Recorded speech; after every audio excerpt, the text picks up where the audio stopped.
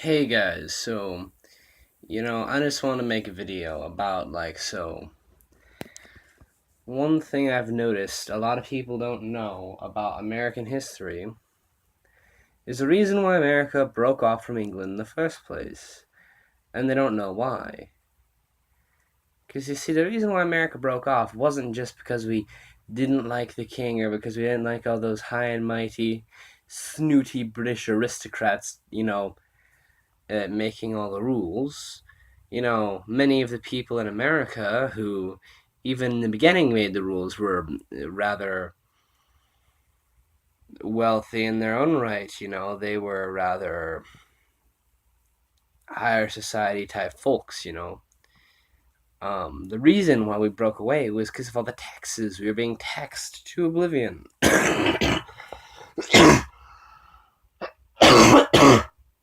you know, and nearly everyone thought the second we broke away, we would have some kind of a king or something, just because that was the way it had always been. Um, you know, People didn't think very highly of democracies or republics because, well, look at what in ancient Greece with the democracy they had. It resulted in a total ruin, and the Republic of Rome resulted in the Roman Empire, which again resulted in total ruin. People didn't, at that time were not very fond of, democracies or republics the way they are now. And people to this day still aren't very fond of republics. And the only reason why we never had a king in America was because the guy who everyone wanted to be king, George Washington, didn't like the idea. He just wanted to go back home. But he was like, all right, if everyone wants me to be in charge, then how about we set up this system? And so, as they're writing the Constitution, which, I've heard many English people specifically complain that we treat it too much like it's a holy document. Well, that's because it literally is. It invokes the name of God multiple times in the beginning, granted, all the parts that were written back then. But, 70% of Americans are Christians, uh, and 10-20% of Americans are Jews. So that's like 90 to 80% of the population basically agrees on, with each other on the concept of God and what God is.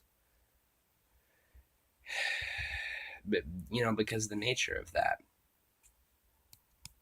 And so in America, and we all take, well, granted, Protestants more than Catholics, the Constitution very seriously because it was written by a bunch of Protestants and a couple of other guys who belonged to some random denominations, and I'm sure there may have been maybe one founding father who was Catholic, but if so, I don't know which one it was. Um, but yeah, and the whole reason why America became a democratic republic, although we rather dislike calling ourselves that because there's many despotic regimes which call themselves that, which is why we call ourselves either democracy or republic. Um, Even though there's plenty of rather dreadful nations that call themselves those as well. Here's looking at you, England. You suck. The people of England don't suck. They're all fine, but England just as a nation, not even a nation, just as a government, you have a dreadful government. Uh, it's like remove the mote from your own eye before you try to remove the mote from ours. Um, Not to mention, when you adjust for population, your gun crime is just as bad, even though guns are basically entirely illegal in England. So maybe you need to think about that. Although, granted, that is partly due to recently all the migrants. And if you cut yourselves out of the EU, that would probably go down, but not as much as you think it would. Um, yeah. Anyway, sorry.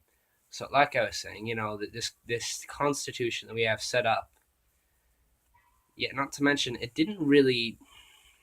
Another big sort of criticism of the political system in the United States is that we have this thing where, like, if a relative became a politician and either became president or was just another high level politician, it's much easier for you to become president. Or like maybe it's like Hillary and you know Trump. Everyone hated them. Well, people voted for Hillary specifically because she was a woman. Because us Americans were rather mental, in that we will do dumb things like that. Or like how everyone voted for Obama just because he was black. Even a large number, almost a third of the Republican Party, because you need to poll at least a third of the Republican Party in to win an election. Um, Voted for Obama specifically because he was black, and because the first time he ran, he was rather he was soft on guns. He was not hardline against them. He was just like, just some reasonable reforms. Just he didn't even want restrictions on like models, as far as I know. He just wanted licenses. He just wanted extra paperwork, which any American knows that it requires a decent amount of paperwork to own a gun.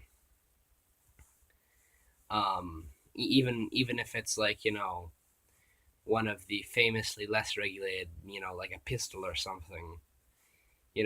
Like in most places, you got to be 21 to own a pistol.